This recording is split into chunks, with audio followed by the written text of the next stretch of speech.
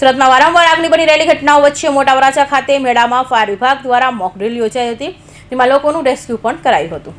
સુરતમાં આગની વધી રહેલી ઘટનાઓ વચ્ચે સુરત ફાયર વિભાગ દ્વારા મોટા વરાછા ખાતે હાલ ચાલી રહેલા મેળામાં મોક ડ્રીલ દરમિયાન ફાયર વિભાગ દ્વારા મોક ડ્રીલનું આયોજન કરાયું હતું, જેમાં આગ લાગ્યાની ઘટના બાદ લોકોને રેસ્ક્યુ કરાયું હતું।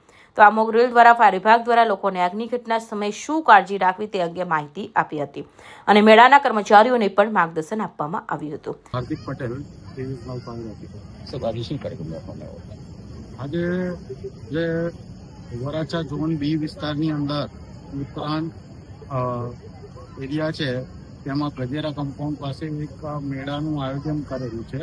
તો એ મેળાની અંદર પબ્લિક અવેરનેસને લઈ એક મોકડ્રીલનું આયોજન કરેલ હતું અને જ્યારે અમે ચેકિંગમાં અહીંયા આવેલા ત્યારે અમને બધી ટીમ ભેગી થઈ જે ગેમ ઝોનની કમિટી બનેલી છે એ કમિટીમાં આવો નિર્ણય કરવામાં આવ્યો કે આવું કોઈ ગેમ ઝોન કે જ્યાં પબ્લિક વધુ પડતી ભેગી થતી હોય એવી જગ્યાએ મોકડ્રીલનું આયોજન કરવામાં આવે તો એનાથી પબ્લિક અવેરનેસ જાગૃતિ જરૂરી છે।